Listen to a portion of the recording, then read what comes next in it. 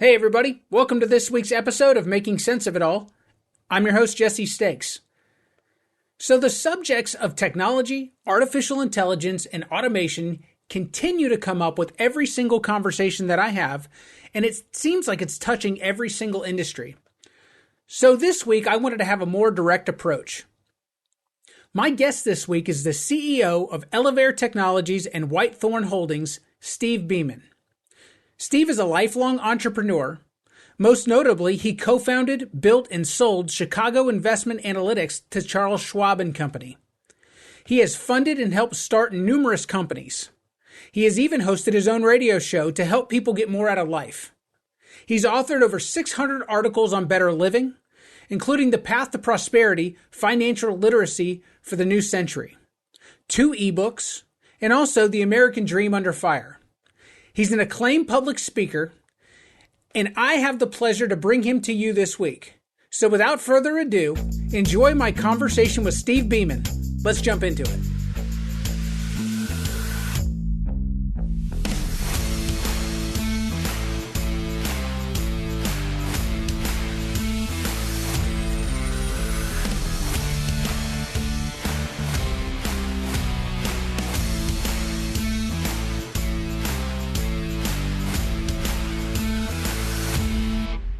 Steve, thank you so much for joining me.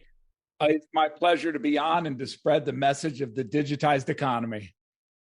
So, Steve, for my audience, I met you because you did a presentation for the First Coast Manufacturers Association in Jacksonville, Florida, and you really caught my attention, and that's what made me reach out to you and invite you on the show. So, again, I really appreciate you taking the time to do it. Can you tell my audience what Elevare Technologies is and what you guys are all about? Yeah, I have been a proponent of technology since very early on. I wrote a book about it called Computers Made Simple in 1980, so I go way back.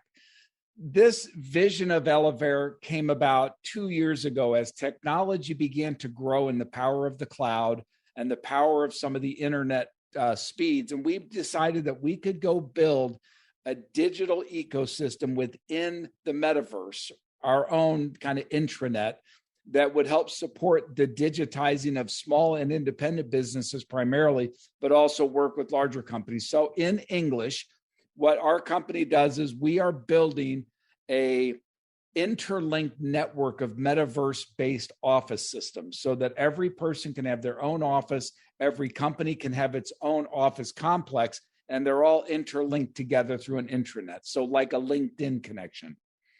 So would people, just to kind of paint a picture for people, would they put on a virtual reality headset? Would they look at their desktop? What would that look like for them? We are believing that in order to get adoption, we just want to be a 2-dimensional view of a 3-dimensional world. So you don't need a headset or anything else. You simply look at your screen as you're doing now, but you'll do it in a virtual surrounding. So that instead of us being, for example, just in a Zoom call, we'll actually be in an office setting in a boardroom or in a theater room. We have a theater, for example, that seats 400 people. So you can do it in that virtual digital twin. Understood. I think I want to dive into that a little bit deeper, but first I'd love to take a step back and learn a little bit more about you and how you got here, if that's all right with you. I'll give you the background. I have been the entrepreneur my whole life. I started off as a young man selling pots and pans door to door back in the day when you could do that.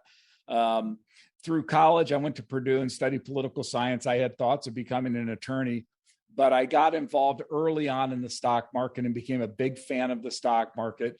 So I went to work for E.F. Hutton back in the 90s. E.F. Hutton Talks, people listen, and that was back when they were still in good standing. So I worked for them for a few years on the retail side. I didn't really enjoy retail brokerage because I felt like a lot of the people that were investing, to be quite frank, were being taken advantage of. So I jumped to the institutional side with a firm here in Chicago called Zacks Investment Research. I was there for a couple of years, then got recruited to Wharton Econometrics, where I was involved in economic forecasting and consulting with the Fortune 100. And then from there, met 2 very bright partners and started Chicago Investment Analytics, which was one of the first companies that we now think of as fintech. We were building computer-generated alpha models and then working with institutional money managers. And that was a really good run. We had very successful run for 10 years and sold it off to Charles Schwab. And then subsequent to that, I've been in private equity. But the genesis of Elevare and everything else I do really goes back about 5-6 years now. When I was thinking about what to do with the second half of my life. And I thought, I love small business. I love the independent business. I think it's all that's good. I wrote a book called The American Dream Under Fire, which is about the changing dynamics of small business in the United States and frankly, the challenges it faces. So I built a consortium of companies that all serve small. I built a capital company, a processing company, an accounting company, an HR firm. And then Elevare now is being built to sit on top of that as, our core business model for small and independent business. Wow, it's a lot. I mean, you've done quite a bit in your life. Some good, some bad. Hey, if you're not willing to fail, how are you going to be able to succeed? Well, you certainly can't hit a home run if you don't swing the bat, right? So true. So, I heard you when I heard you speak, you talked about the current economic age as being the digital age. And why would you say that Elevare is poised right now to be able to plug into that and make business easier for people to do and make it, more efficient and better, frankly? Jess, I think, this whole discussion, as we talked at the FMA, we have come through an industrial capitalism period in which capital is allocated based on productive outputs and capacity and a whole host of metrics that go to the ability to produce a good or a service at a lower price. Sure. I believe the digital economy, and I've been preaching this for about 13 years now, the digital economy will transform us out of that into a world where value itself is rethought. Where, I gave a speech once and I said to people, what is your house worth, for example, if you can't borrow money, if you have to pay cash? Right. It's what you can afford. It's only what you have in your bank account and that you're willing to pay. So we're moving into an area of that. And I'm actually dealing with this situation right now where the old economy of banking is not keeping up with the new economy. And I'll give you an example specifically. When you work internationally with the wire community, it's 2, 3, 4, 5 days before you can get wires done. If you have intermediary banks and correspondent banks, it's very complicated. Sure. If we did this transaction or a transaction like that in Bitcoin, it happens, boom, 10 minutes. There's no slippage, no friction. And the digital economy is all about moving things into a world of no friction. Why should we have the friction of time delays, of costs on any of the capital flows when there's no need for it at all? Well, and as long as there's trusted parties on both sides, I wouldn't disagree with you. I think that where the control, when you start to take some of the controls off, you start to open the door to potential fraud or open the door to potential nefarious actors that are looking to get their hands on your cash. Yes, you hit a good point, but that's where I come back again. And I hate to always be the defender of it, but it's like, well, that's what the blockchain is for. Because the blockchain as a technology of distributed processing really can be built to eliminate the ability to conduct fraud. In the blockchain, you can build smart contracts, which basically say, until this side of the equation is fulfilled, I won't release this side of the equation. And so the computer's doing it automatically. There's no human interaction. So the ability to defraud someone is much less than you have now.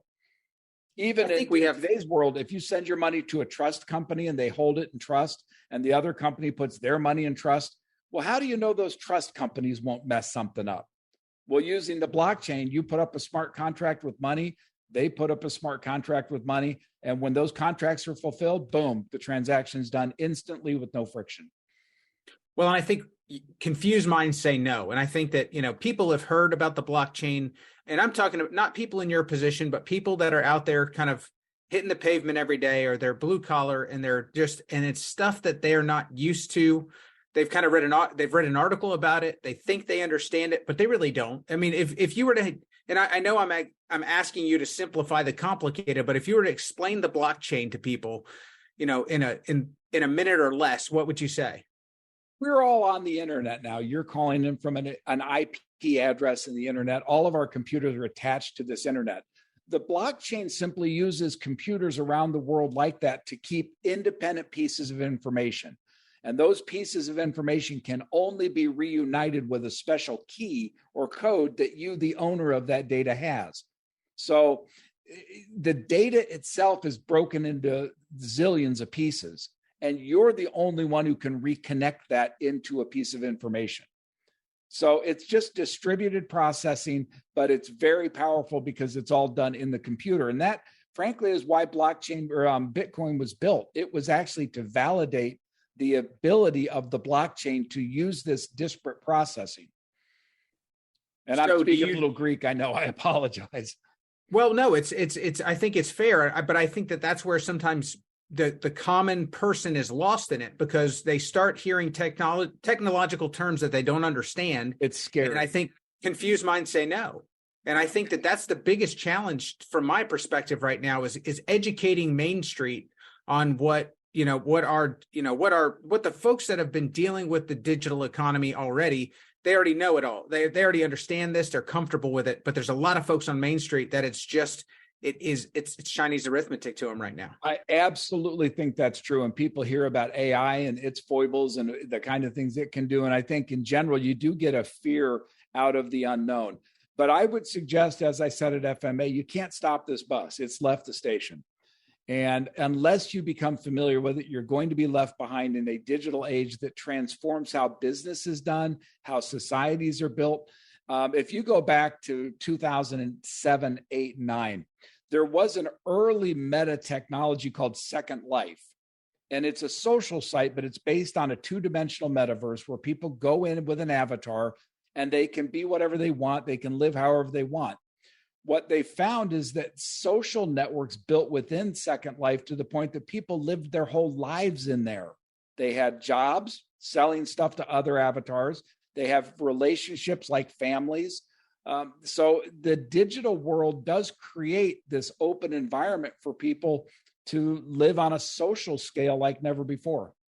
No doubt. Well, and I think you're going to have, adopters of it, that people that desire it, and then there's going to be people who recoil against it and they want to unplug their computer, turn it off, and run away from it. And I would argue at the business level, you won't be able to. I just as websites now are ubiquitous that you can't have a business without a website, I would argue that within 5 to 7 years, every business will have a meta space attached to its website. So let's talk about that a little bit. What would that look like? Give me an example of a business. Let's say you're an attorney and you're operating down in Jacksonville, Florida, and you have a physical office.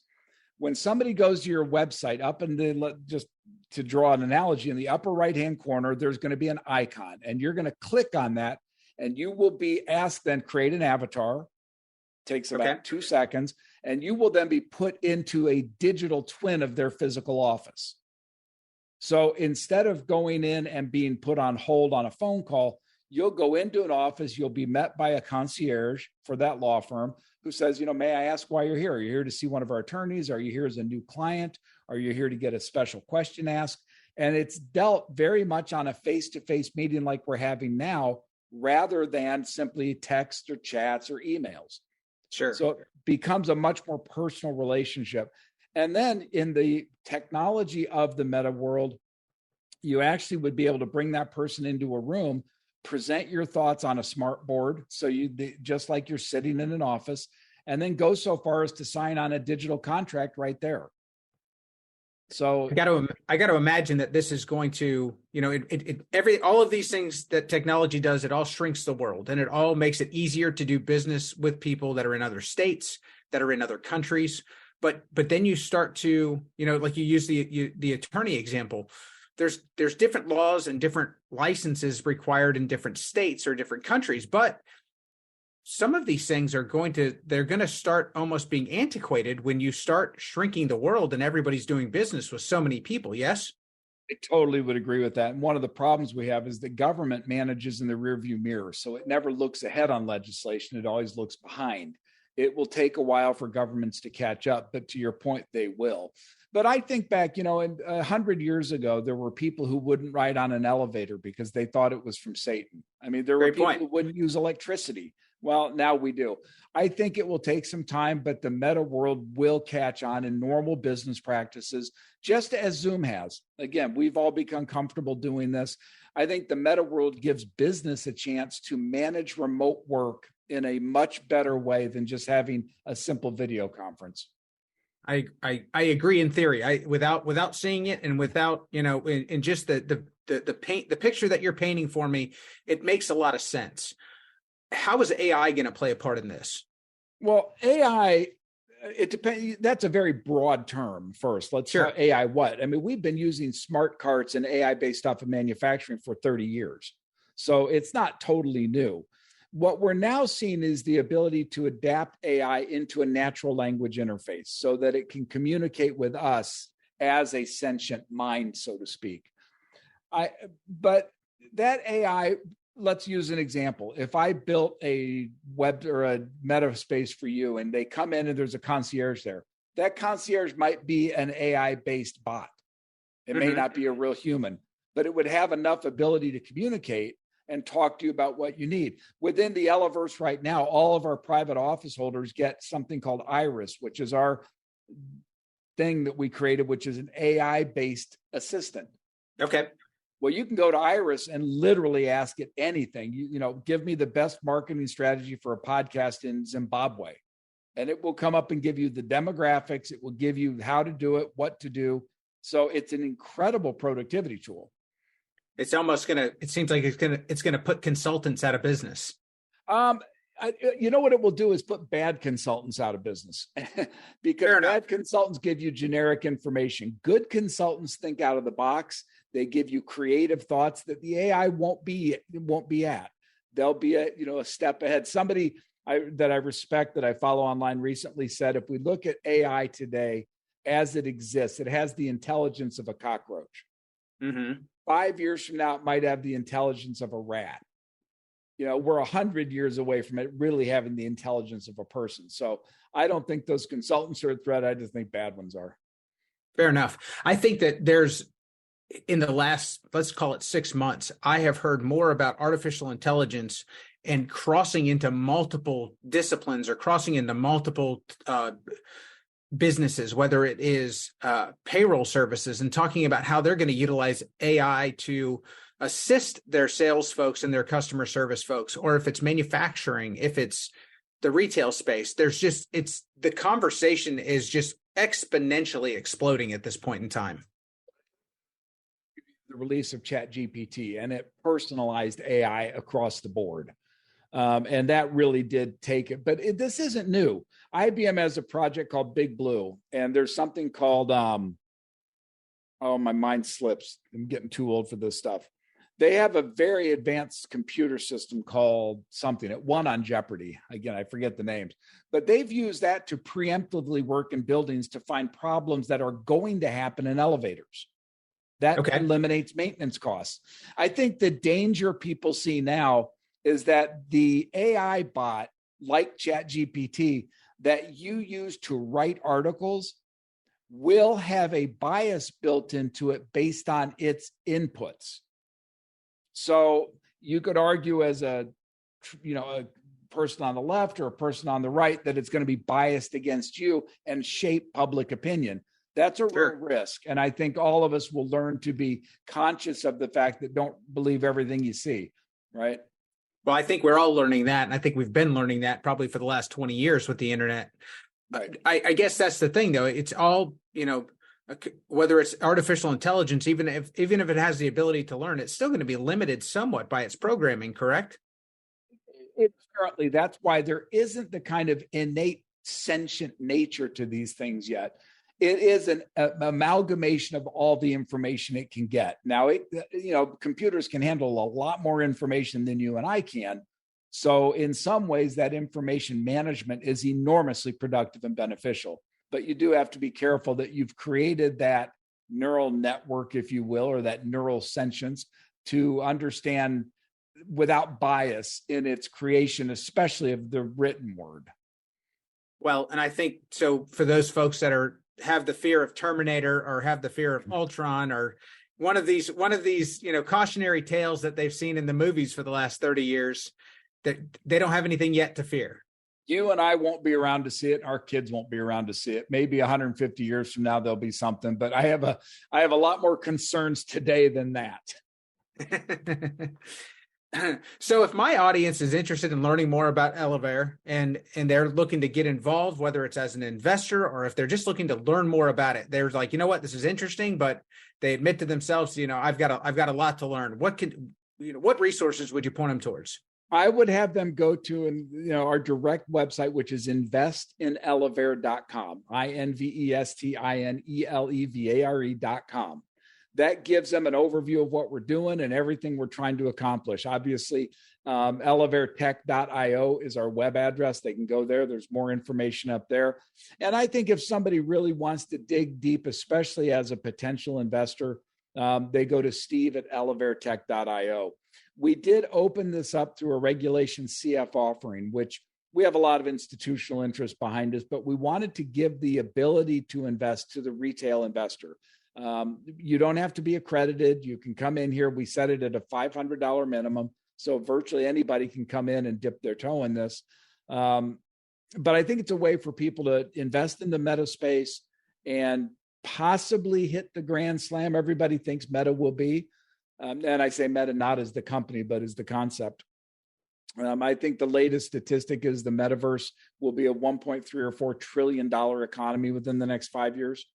So this could be a very, very nice investment, certainly a rising tide. No doubt. No doubt. Steve, I want to thank you very much for joining me today. Look forward to talking to you and picking your brain in the future, and would love to call you. Would love to ask you back on the show at some time here in the next couple of months. It would be my pleasure. And again, if your listeners have questions, I'd be willing to jump on and have a live call with them. Excellent. Thank you so much. Thank you. I'll tell you what, whether you're a person that embraces technology or abhors it, it's hard to argue with Steve's logic. I love the line, your job isn't going to be taken by artificial intelligence. Your job is going to be taken by a person that embraces artificial intelligence and uses it to the best of their ability. I think the best thing that we all can do is seek to learn and understand that which we do not. I hope that listening to this conversation was a step in that direction, and I look forward to walking some of this journey together. For now, that's going to be a wrap for us. I'll catch you guys next time.